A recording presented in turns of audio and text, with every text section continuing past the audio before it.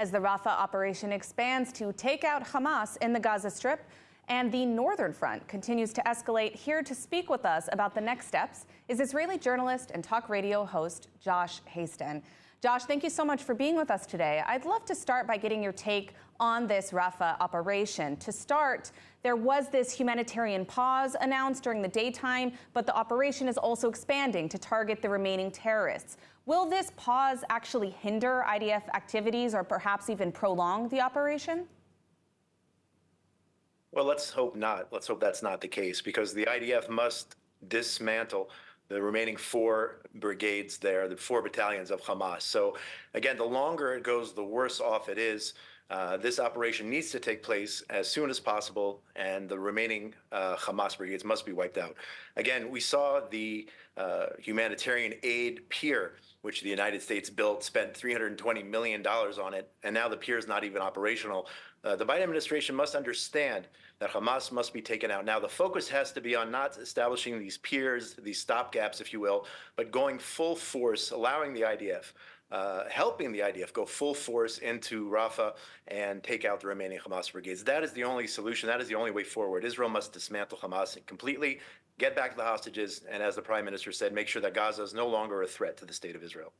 Now, on the diplomatic front, we've seen recent, fairly harsh criticism of Hamas by the U.S. administration, but the world still seems to be blaming Israel for not making a deal to release these hostages. Why do you think that there is such a skewed misrepresentation of the reality when it comes to even these hostage negotiations? Yeah, as we saw, the support for Israel continues to wane, unfortunately, after October the 7th. But nevertheless, the good people of the world who understand that this is a battle between good and evil side with the state of Israel. And if you talk about the United States as represented by the members of Congress, their constituencies, the vast majority of the American people, they understand what's going on here. They understand the reality of the situation, that Hamas must be wiped out. And, how many deals were put on the table? Hamas is rejecting every single deal that Israel puts up right now. And that's the reality of it. So we saw the heroic rescue operation take place just over 2 weeks ago. And I really think that Israel must continue on a military path in order to get those hostages released. I don't think Hamas is willing to sign any sort of agreement. And of course, Israel doesn't want to have hundreds of terrorists released from our prisons. We've seen that before. We saw it in the Gilad Shalit deal. Unfortunately, all those, or the majority or a lot of those terrorists who were released went back to terrorism and even were involved in the October 7th massacre. So we cannot have a situation as badly as we want to bring the hostages home. There's no doubt about it. Every Israeli wants it. And the families are doing everything in their power to make sure that happens. But those who are not family members, direct family members, we have to understand and take the responsibility that we do not allow another group of terrorists released to keep continuing, perpetuating the violence against Israelis for generations to come. So Israel must be strong. We must go in. We must take out the terrorists and bring back the hostages like that. Now, in northern Israel, we've seen tens of thousands of Israelis displaced as a result of this war for over 8 months. Now, we're discussing a potential operation in Lebanon. Is this the right move to get Israelis safely back in their homes in the north, or is it a potential disaster?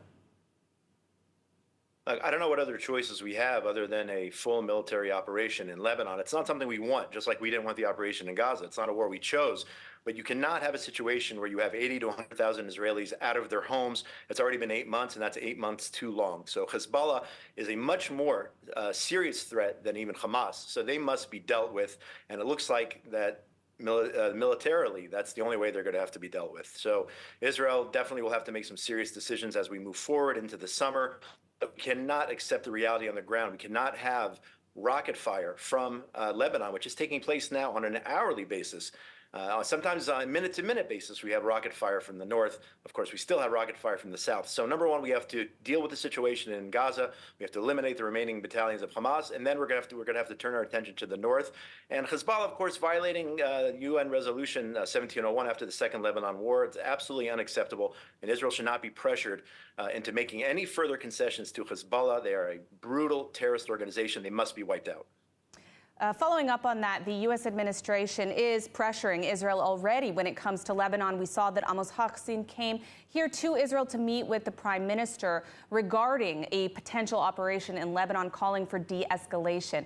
Do you think that in the event Israel does move forward with a military operation in Lebanon against Hezbollah, that there will be an even greater divide between the United States and Israel? Listen, it's absolutely possible, but Hasten was here before negotiating a deal with Lapid in terms of the gas reserves, and that was supposed to buy us peace and quiet. And at the end of the day, when you negotiate with terrorists, you don't get peace and quiet, you only get more war. And that's why we're in the situation we're in now. These are not people that can be dealt with in terms of negotiations. They have to be dealt with militarily. So again, the United States could be very, very upset about Israel moving forward when it comes to the situation in the north. But this is the one and only Jewish state. It's the only country we have. It's the only state we have. And we cannot accept the reality on the ground right now. Hezbollah has violated every UN resolution. Hezbollah has violated our northern border. We cannot accept that situation, even if it means going toe-to-toe with our best friends. And the United States is the best friends of Israel. We know that. That's undoubtedly true. But that being said, if Israel has to go at it alone, whether it's dealing with Iran, whether it's dealing with Hezbollah, then that's the case, and we have to move forward. Absolutely. Well, I want to thank you for your time, Josh. Thanks so much.